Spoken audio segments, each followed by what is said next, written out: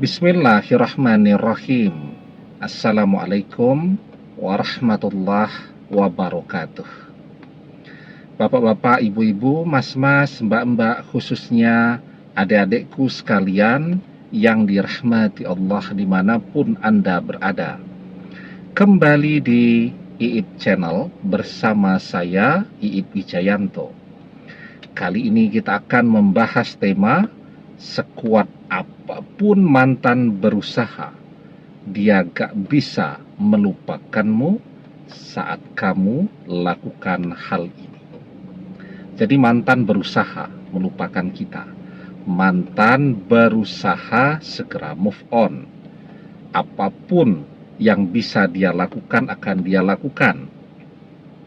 Dia berusaha untuk segera mencari pengganti kita. Itu cara yang paling populer orang lakukan agar bisa melupakan seseorang yang pernah hadir di dalam hidupnya.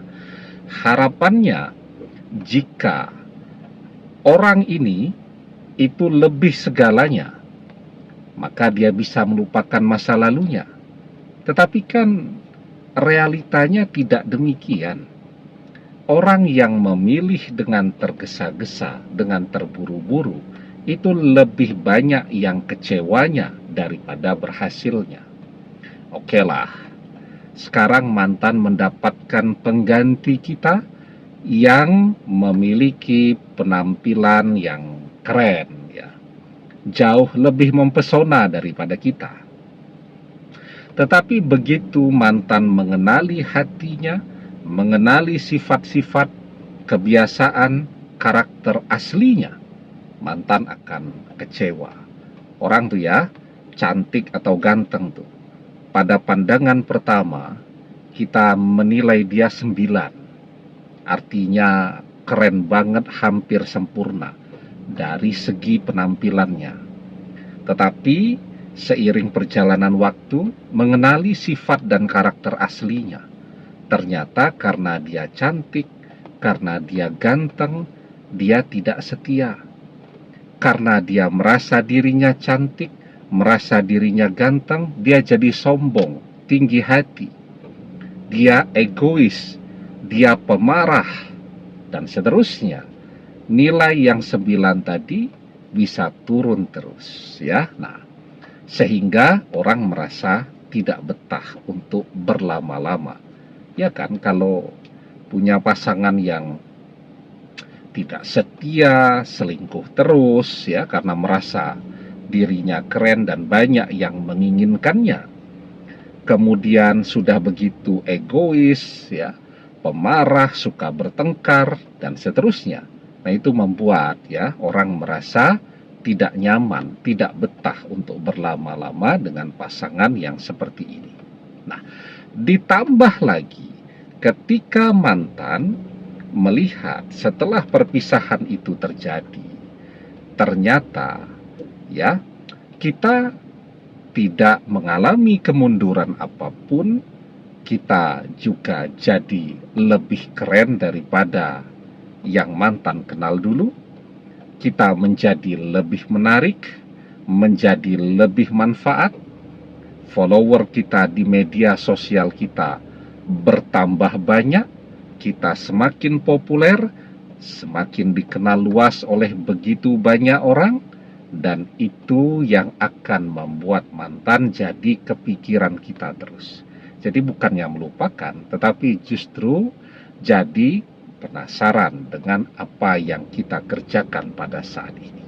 Nah, yang kedua nih, yang paling penting untuk kita lakukan ya, sekarang mantan sudah mulai penasaran dengan kita, karena tadi ya, perpisahan tidak membuat kita larut lama-lama dalam kekecewaan, dalam penyesalan, dalam kemarahan, tetapi kita segera bangkit dan membuat diri kita menjadi manfaat ya.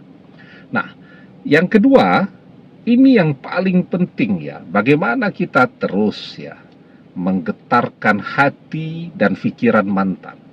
Agar apa? Agar mantan selalu teringat kepada kita.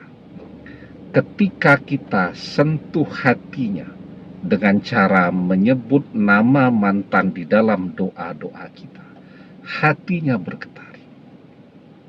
Di saat kita mengingat mantan di dalam doa-doa kita, kalau kita berdoa itu, ya, kan saat kita menyebut nama mantan, langsung muncul gambaran mantan, visualisasi mantan, seakan-akan mantan hadir di depan kita.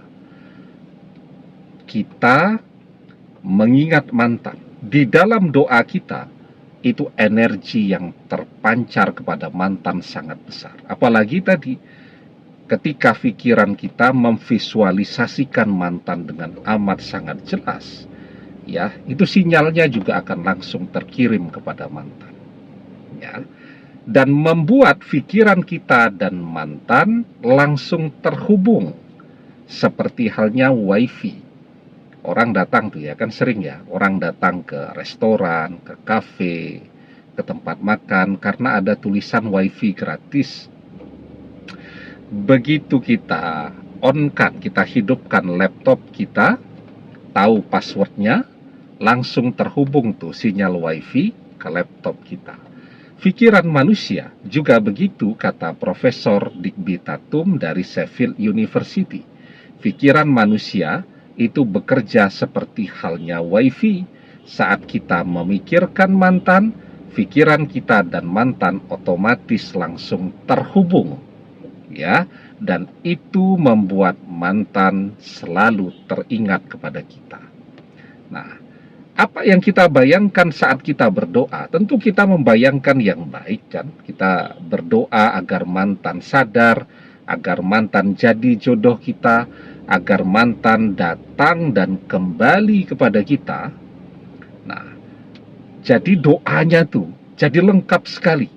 Kita berdoa dengan lisan kita, hati kita juga menginginkan itu, dan pikiran kita juga ikut berdoa. Idza tamanna ahadukum falyaksir fa innama yas'alu rabbahu azza wa jalla. Ketika salah seorang di antara kalian berangan-angan, maka perbanyaklah. Maksudnya, perbanyaklah berangan-angan yang baik, karena sesungguhnya dia sedang berdoa kepada Rabb-nya, Allah Azza wa Jalla. Jadi saat kita berdoa itu, ya, kita bayangkan mantan, apa yang kita pikirkan, kita inginkan mantan lakukan, misal mantan balik kepada kita, itu pikiran kita akan memancarkan sinyal horizontal yang mantan pahami. Ya, tadi ya, pikiran terhubung seperti halnya wifi, mantan memahami apa yang kita inginkan karena mantan punya intuisi. Intuisi itu adalah kemampuan untuk memahami sesuatu tanpa harus ketemu, tanpa harus mendengarkan, tanpa harus membaca. Itu namanya kemampuan intuisi. Mantan punya itu dan kita juga punya itu. Dan ketika kita bayangkan mantan menjadi jodoh kita di dalam doa-doa kita tadi, pikiran kita juga memancarkan sinyal ke langit. Ya, karena apa? Karena apa yang kita pikirkan itu menjadi doa-doa kita. Ya. Nah, sehingga kita lakukan dua hal ini sekuat apapun mantan berusaha untuk move on dari kita, dia tidak akan pernah bisa untuk move on dari kita. Demikian, semoga bermanfaat. Wallahu a'lam bishawab, billahi taufik wal hidayah.